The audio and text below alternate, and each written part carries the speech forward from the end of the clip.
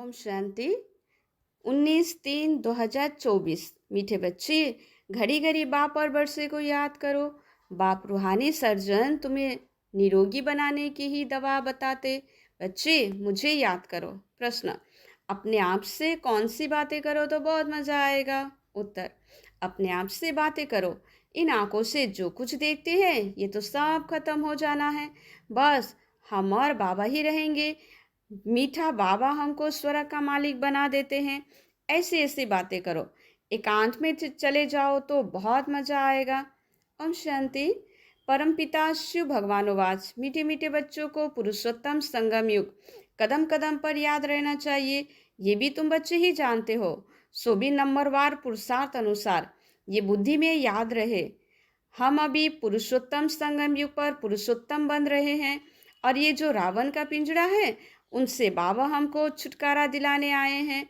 जैसे कोई पक्षी को पिंजड़े से निकाला जाता है तो वो बहुत खुश होकर उड़कर सुख पाते हैं। तुम बच्चे भी जानते हो ये रावण का पिंजड़ा है। अनेक प्रकार के दुख ही दुख है। अब बाप आए हैं इस पिंजड़ा से निकालने के लिए। है तो मनुष्य ही। शास्त्र में लिख दिया है देवताओं और असुरों की लड़ाई लगी, फिर देवताओं ने जीता। अब लड़ाई की तो बात ही नहीं। तुम अभी असुर से देवता बन रहे हो। आसुरी रावण अर्थात 5 विकारों पर तुम जीत पाते हो, ना कि रावण संप्रदाय पर। 5 विकार को ही रावण कहा जाता है, बाकी किसी को जलाने आदि की बात नहीं। तुम बच्चे बड़े खुश होते हो। अभी हम ऐसी दुनिया में जा रहे हैं जहाँ न गर्मी है न सर्दी, सदैव बसंत ऋतु ही रहती है। सतयुग स्वर्ग की बसंत ऋतु अब आती है। ये बसंत ऋतु तो थोड़े समय के लिए आते हैं। वो बसंत ऋतु तो तुम्हारे लिए आधा गलब के लिए आती है। वहाँ गर्मी आदि होती नहीं है।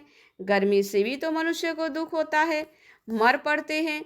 इन सभी दुखों की बातों से छूटने के लिए हमको अविनाशी सर्जन बहुत सहज दवाई देते हैं।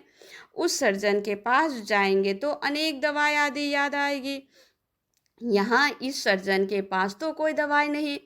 उनको सिर्फ याद करने से सब रोगों से छूट जाते हैं और दवाई आदि कुछ भी नहीं है। बच्चे कहते थे आज सेमिनार करेंगे, चार्ट कैसे लिखना चाहिए, बाबा को कैसे याद करना चाहिए, इस पर भी सेमिनार करेंगे। अब बाप तो तकलीफ नहीं देते हैं कि बैठ कर लिखो, कागज खराब करो, जरूरत ही नहीं रहती। बाबा तो सिर्फ कहते हैं बुद्धि में बाबा को याद करो। अज्ञान काल में बाबा को याद करने के लिए चार्ट बनाया जाता है क्या? इस पे लिखा पढ़ी करने की तो कोई ज़रूरत नहीं। बाबा को कहते हैं बाबा हम आपको भूल जाते हैं। कोई सुने तो क्या कहेंगे? कहते भी है हम जीते जी बाबा के बने हैं। क्यों बने हैं? बाबा से विश्व की बात सही का वर्षा लेने। फिर ऐसे बाबा को तुम भूलते क्यों हो? ऐसा बाप जिससे इतना भारी वर्षा मिलता है उनको तुम याद नहीं कर सकते हो? इतना बार तुमने वर्षा लिया है फिर भी भूल जाते हो। बाप से वर्षा लेना है तो याद भी तो करना है, दैवी गुण भी धारण करने हैं। लिखना क्या है ये तो हर एक अपनी दिल से पूछे।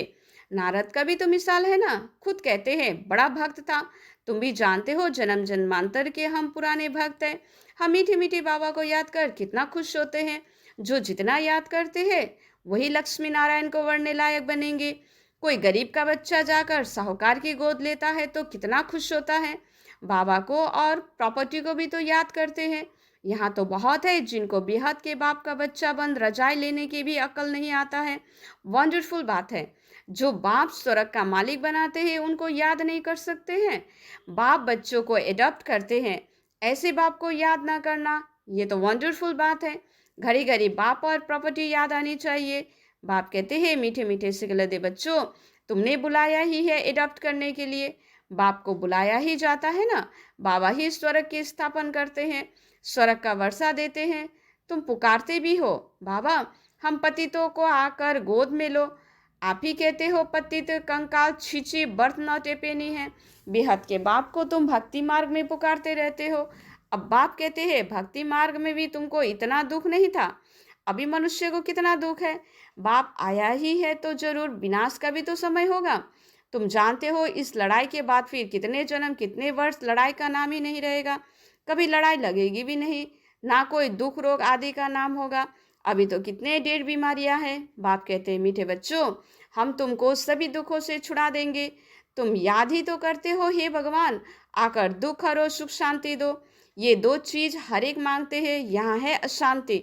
शांति के लिए जो राय देते हैं उन्हों को प्राइज मिलती रहती है। विचारों को मालूम ही नहीं है कि शांति किसको कहा जाता है। शांति तो मीठे बाबा के सिवा और कोई के द्वारा मिल ना सके। कितनी तुम मेहनत करते हो समझाने की, फिर भी समझते नहीं। तुम गवर्नमेंट को भी लिख सकते हो, मुफ्त क्यों पैसा बर्बाद करते हो। शांति का सागर तो एक ही बाप है, वही विश्व में शांति स्थापन करते हैं। गवर्नमेंट के हेड्स को अच्छे अच्छे कागज पर रॉयल्टी से चिट्ठी लिखनी चाहिए। कोई अच्छा कागज देखकर समझते हैं कि शायद ये किसी बड़े आदमी की चिट्ठी है, तो बोलो विश्व में शांति जो तुम कहते हो आगे कब हुई है, जो फिर उस प्रकार मिले, जरूर कभी मिले होगी। तुमको मालूम है, तुम तिथि तारीख सब लिख सकते हो। बाबा ने ही तो आकर विश्व में शांति सुख स्थापन किया था। वो सतयुग का समय था। तो ये लक्ष्मी नारायण की डिनाइस्टी की निशानी। ब्रह्मा और तुम ब्राह्मणों को पाठ का किसी को पता नहीं है। मुख्य पाठ तो ब्रह्मा का है ना। वही रथ बनते हैं जिस रथ द्वारा बाप इतना अच्छा कार्य करते हैं। नाम ही है पद्मा पदम भाग्यशाली रथ। विचार करो कैसे किसको समझाए। मनुष्य को कितना नशा है। अब तुमको बाबा का ही तो परिचय देना है। ज्ञान तो है ही सिर्फ ज्ञान सागर बाप के पास। वो जब आए तब आकर दे, तब तक ज्ञान तो कोई दे ना सके। भक्ति तो सब करते ही रहते हैं। ज्ञान एक ही बाप देते हैं। ज्ञान का स्थायी पुस्तक कोई बनता नहीं। ज्ञान तो कानों से ही सुनना होता है। ये किताब आदि जो तुम रखते हो ये सब टेम्पररी है, ये भी तो सब खत्म हो जाएंगे। तुम नोट्स लिखते हो ये भी तो खत्म हो जाने हैं। तो ये सिर्फ अपने पुरुषार्थ के लिए है। बाप कहते हैं टॉपिक्स की लिस्ट बनाओ तो याद आएगा, परंतु ये तो जानते हो कि ये पुस्तक आदि कुछ भी नहीं रहेगा। तुम्हारी बुद्धि में सिर्फ याद ही चल पड़ेगी। आत्मा बिल्कुल बाप जैसा भरपूर हो जाती है। बाकी जो भी पुरानी चीज इन आंखों से देखते हो वो भी खत्म हो जाएंगे। पिछाड़े में कुछ भी रहना नहीं है। बाप अविनाशी सर्जन है, आत्मा भी अविनाशी है। एक शरीर छोड़ दूसरा लेती है। दिन प्रतिदिन जो भी शरीर मिलता है छिची मिलता है। अभी तुम बच्चे जानते हो हम श्रेष्ठचारी बन रहे हैं। बाबा ही बताते हैं, साधु संत आदि थोड़ी बताते हैं। बाप तुमको श्रेष्ठचारी बनाते हैं। तो बाबा कहते हैं मीठे बच्चे, मैं तुम्हें अपने नैनों पर बिठा कर ले जाऊंगा। आत्मा भी यहाँ नैनों पर बैठती है। तो बाबा कहते हैं आत्माएं तुम सबको निहाल कर ले जाऊंगा। बाकी थोड़ा समय है, अब मेहनत करो। अपने दिल से पूछो मैं स्वीट बाबा को कितना याद करता हूँ। हीर राजा का विकार के लिए लब नहीं था, शारीरिक प्यार था।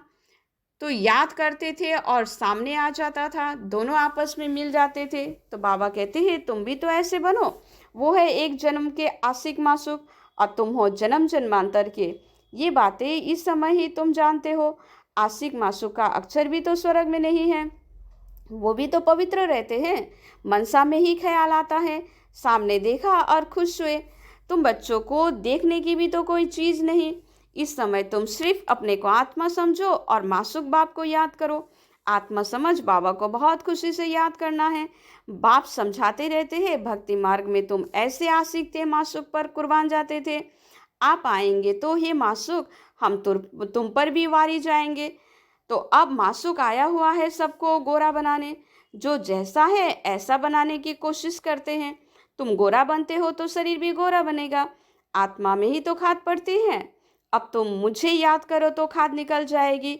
यहाँ तुम बच्चे आते हो, एकांत बहुत अच्छी है। पादरी लोग भी पैदल करते हैं, एकदम साइलेंस में रहते हैं। माला हाथ में रहती है, कोई को देखते भी नहीं है, धीरे धीरे चलते जाते हैं।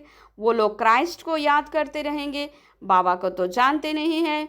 मेरे लिए तो कह देते नाम रूप से न्यारा है। अब बिंदी है तो देखेंगे क्या, बिंदी को कैसे याद करे किसको पता नहीं। तुमको अभी मालूम पड़ा है तो तुम यहाँ आते हो। मधुबन का तो गायन है, यह है सच्चा सच्चा मधुबन जहाँ तुम आते हो। जितना हो सके तुम एकांत में याद में रहो, किसी को भी देखो नहीं।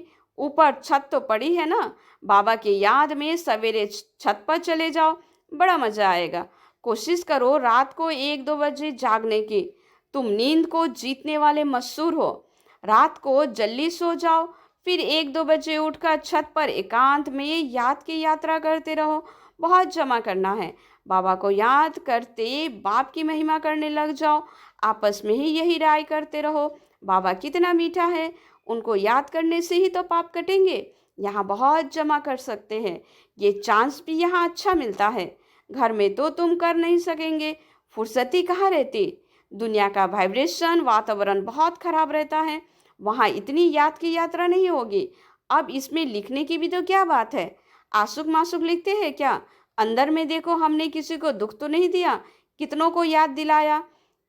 हम यहाँ आते हैं जमा करने, तो यहाँ कोशिश करो, ऊपर छत पर एकांत में जाकर बैठो, खजाना जमा करो। ये समय है ही जमा करने का।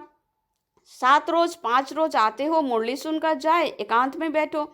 यहाँ तो घर में बैठे हो, बाबा को याद करो तो कुछ तुम्हारा जमा हो जाए।